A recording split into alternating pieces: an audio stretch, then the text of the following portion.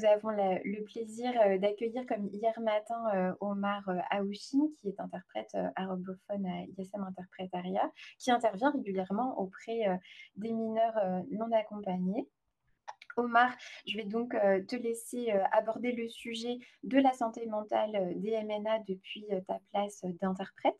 Comment l'interprète et le soignant collaborent-ils au service de la santé mentale des jeunes? Comment se passe une consultation interprétée en santé mentale? Qu'est-ce qui s'y joue en termes d'enjeux linguistiques et culturels, mais aussi d'expression de soi, de sa souffrance? Quelle est la place de l'interprète auprès des jeunes qui parfois peuvent refuser de parler ou qui peuvent garder en eux, entre guillemets, des histoires cachées qui peuvent présenter des troubles traumatiques ayant nécessairement un impact sur leur expression.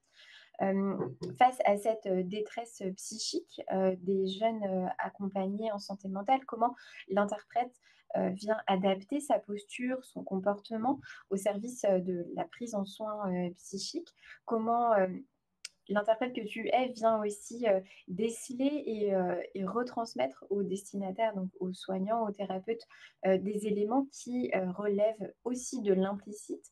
Tu as pu en parler un petit peu hier déjà, de l'implicite, du non-verbal et du paraverbal. Autant d'éléments de langage en fait qui sont utilisés par les jeunes, mais qui vont aussi être porteurs de sens, donner des indices sur ce qu'ils pensent et sur ce qu'ils ressentent.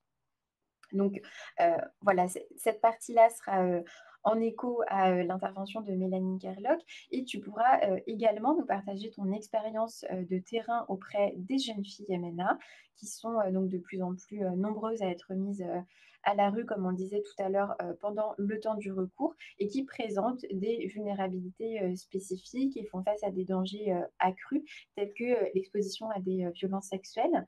Donc dans l'accompagnement de ces jeunes filles, quelle est la position complexe et difficile de l'interprète qui partage une complicité culturelle, pour reprendre tes termes, avec la jeune fille, mais qui peut, elle, venir développer une grande méfiance aussi envers l'interprète, une méfiance encore plus grande lorsqu'il s'agit d'un interprète homme.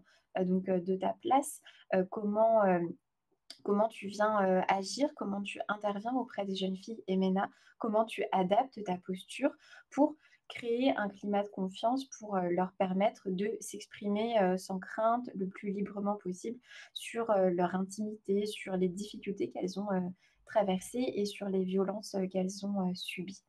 Merci beaucoup, Omar. Je te laisse la parole. Merci Aude, bonjour à toutes et à tous.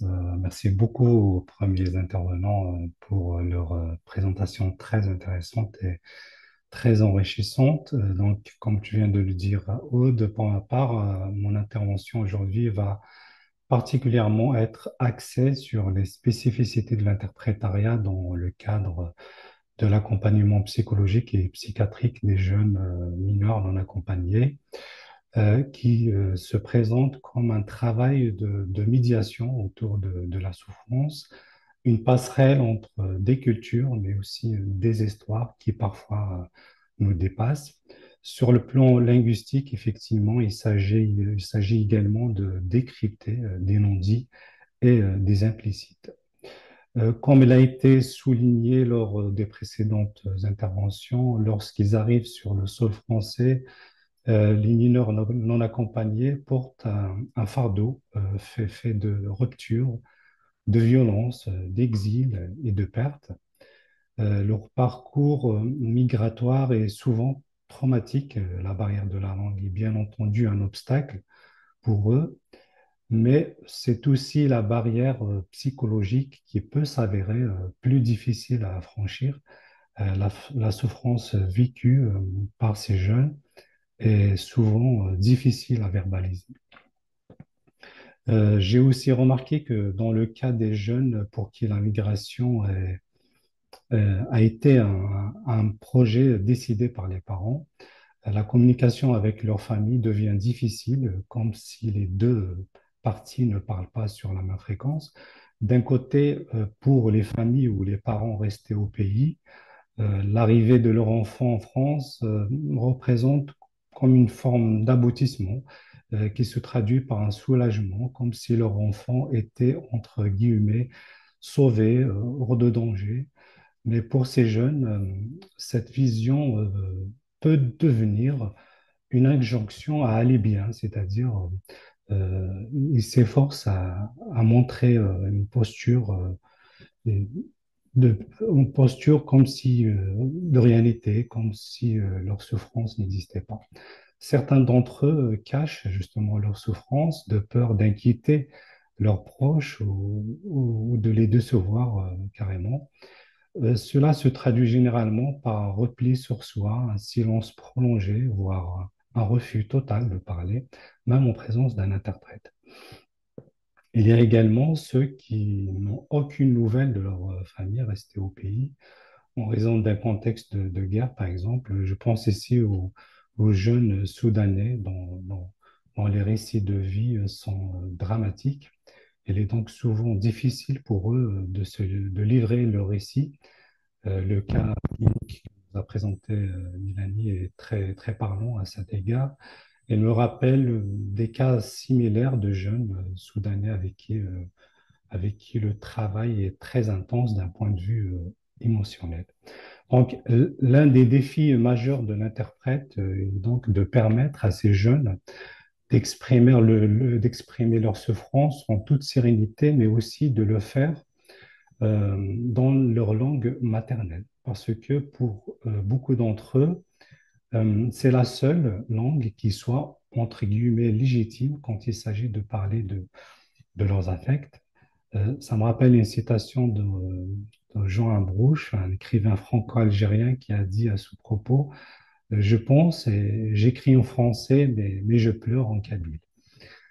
Toutefois, il n'est pas toujours facile pour ces jeunes de s'exprimer sur des sujets perçus comme, je dirais, tabous dans leur société ou leur culture d'origine.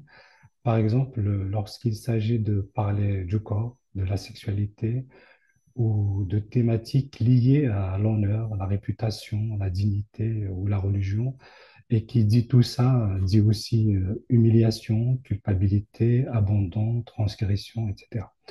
Un exemple qui illustre cela et qui fait un peu écho à ce qu'a présenté Angelo et Lucille pardon, dans leur présentation. J'ai travaillé avec une jeune fille qui s'est retrouvée à la rue suite à une évaluation négative de sa minorité et qui a fini par tomber enceinte.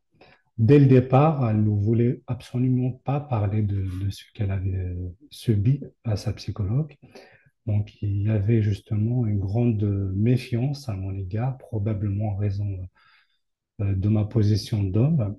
J'ai senti que ma présence engendrait chez elle un sentiment de gêne et de vulnérabilité accrue. C'est tout à fait compréhensible puisqu'elle devait aborder des sujets qui ne s'abordent pas normalement en présence d'un homme. Dans ce genre de situation, l'interprète a son rôle à jouer pour dénouer la situation sans pour autant entraver le travail du psychologue. C'est important de le préciser. C'est une question de temps, de patience, surtout d'empathie.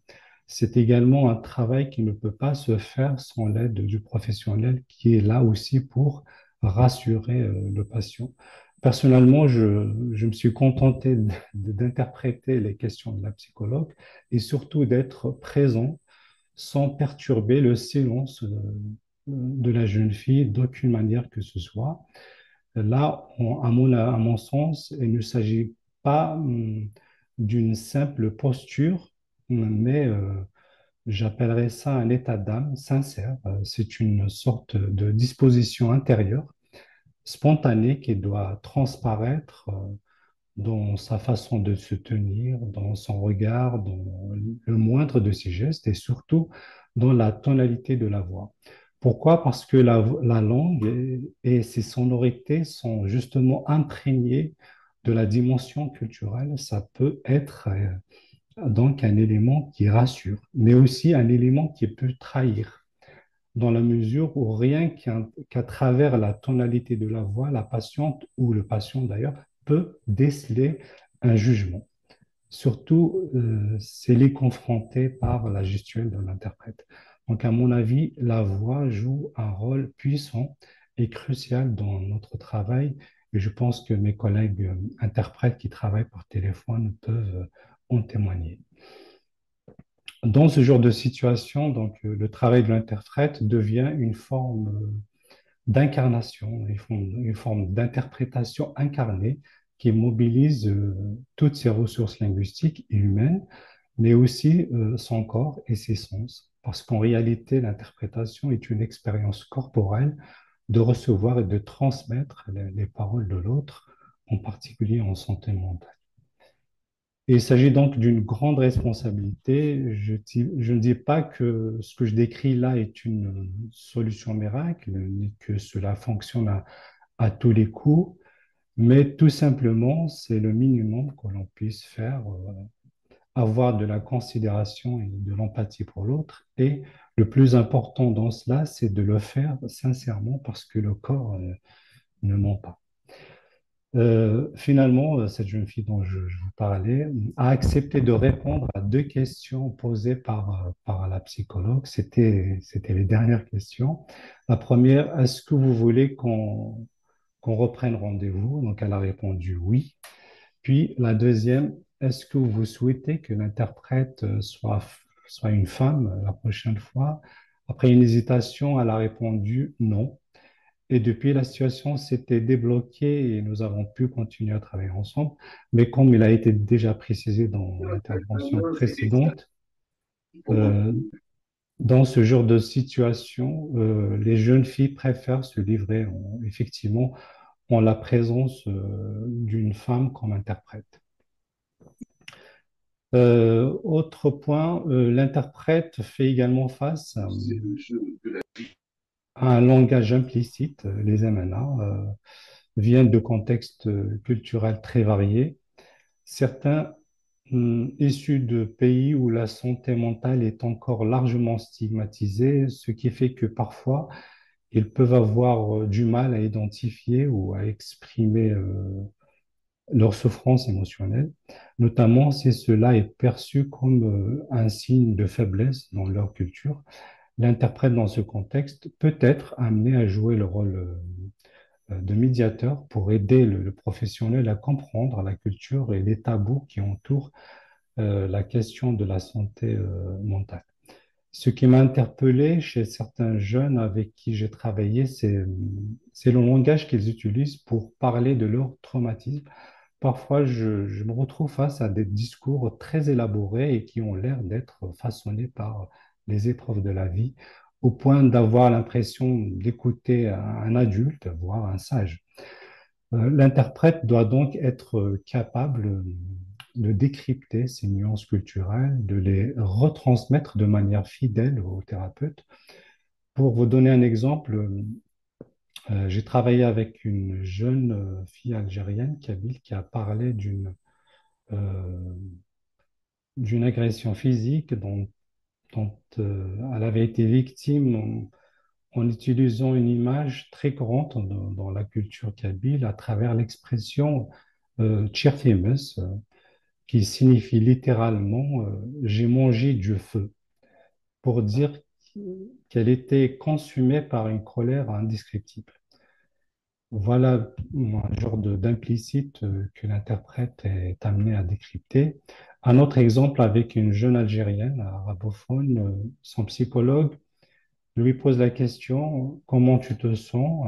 Elle répond par l'expression Rofa Blady, qui signifie littéralement un couffin sans poignée. C'est une image très forte et symbolique dans la culture algérienne.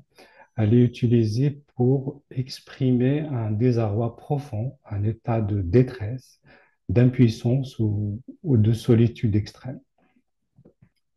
Ces expressions sont très fortes, chargées émotionnellement, et lorsqu'un jeune utilise ce genre de procédé rhétorique dans un cadre thérapeutique, c'est pas très simple à décrypter sur le moment, mais il faut un travail, il doit y avoir un travail qui doit être fait avec le psychologue. Cela dit bien plus qu'un simple je ne vais pas bien pour ces jeunes.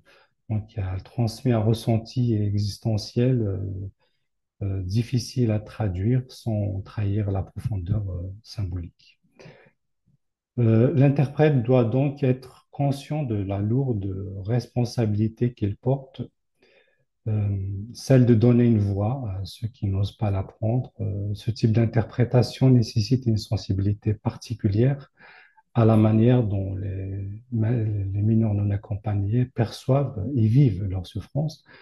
L'interprète doit faire preuve de neutralité, mais aussi de compréhension, sans pour autant se laisser submerger par l'émotion. Là aussi, la gestion de ses propres émotions est également un défi, puisque lors d'un entretien, il arrive qu'un jeune fond en larmes en parlant de choses très difficiles à entendre.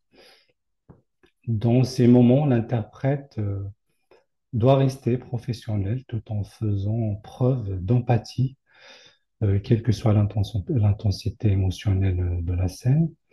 Il doit garder sa capacité à être présent, à écouter sans juger et à interpréter sans dénaturer les propos afin que le jeune se sente entendu et surtout compris. Il est important que l'interprète puisse également échanger après la séance avec les professionnels, non pas pour sortir de son rôle d'interprète, mais pour garantir la clarté de ce qui a été dit et éviter toute, je dirais, interprétation erronée liée à des différences culturelles ou linguistiques. En conclusion, l'interprète auprès des MNA en santé mentale n'est pas un simple traducteur de mots, c'est un passeur, un médiateur, un témoin silencieux. Chaque mot, chaque silence, chaque émotion transmise a un impact sur la prise en charge de ces jeunes. Le rôle de l'interprète est donc fondamental. Il permet que la souffrance soit non seulement entendue, mais, comme je l'ai dit, aussi comprise. Et pour améliorer cette collaboration, encore une fois, il serait pertinent de mettre en place des espaces d'échange entre interprètes et professionnels de la santé mentale afin de mieux comprendre nos rôles respectifs. Voilà ce que j'ai à vous dire par rapport à ça et je vous remercie pour votre attention.